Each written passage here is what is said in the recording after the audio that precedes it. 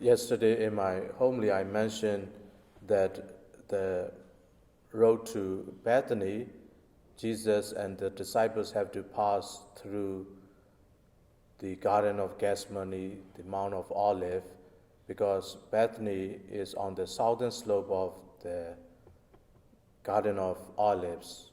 It's hardly 2 miles, 1.8 miles, 15 furlongs from Jerusalem.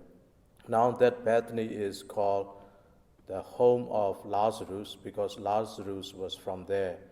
But they changed the letter L, Lazarus, to A to form the article in their grammar to be able to say the home.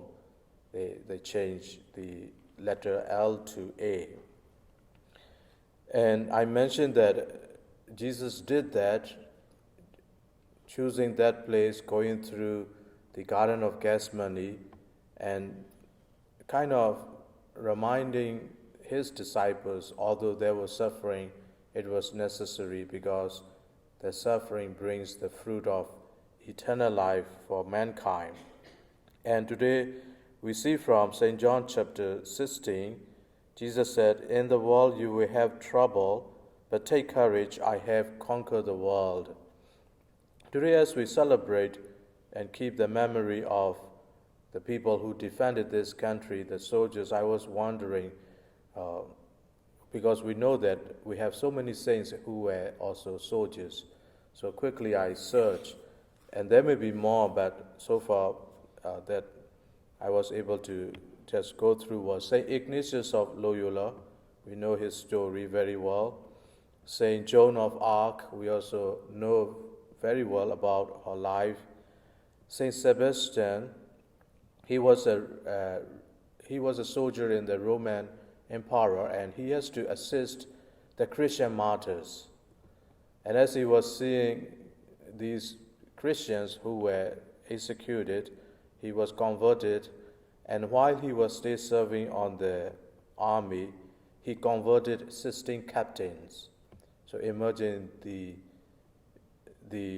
martyrdom they have to go through. They were assisting Christians being killed, and later on they were in the list. St. Francis of Assisi, we also know his story very well. He was also a soldier. That was his plan.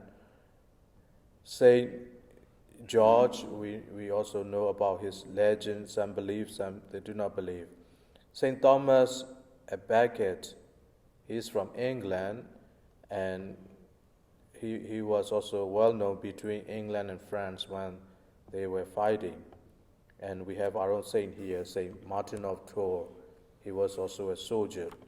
And one thing that we learn from these saints and many martyrs is following the footsteps of Jesus. There will be trouble, there will be suffering, there will be pain, but they also foresee the fruit of their suffering and pain. And this morning, personally, I was reading a book for my class, and very interesting. If you Google like leadership, books on leadership, there are 300,000 books available on Google, on Amazon, written about leadership. But somebody rightly made comment saying that we don't have 300,000 good leaders in the United States, but there are at least 300,000 books you can buy about leadership. And of course, we know that many soldiers who defended this life, for many reasons, they joined the army, but they laid down their life, and we remember and honor them today.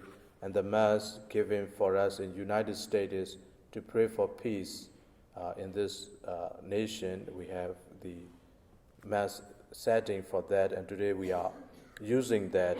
And particularly we remind ourselves in our own being a leader in the family, in the community, in the church. There will be trouble, but Jesus reminds us, do not be afraid. Take courage. I have conquered the world. Sometimes there is no other way to conquer something that we want to without suffering, without pain, without sacrifice. And our own Christian life reminds us everything that we go through is for the greater purpose, that is eternal life.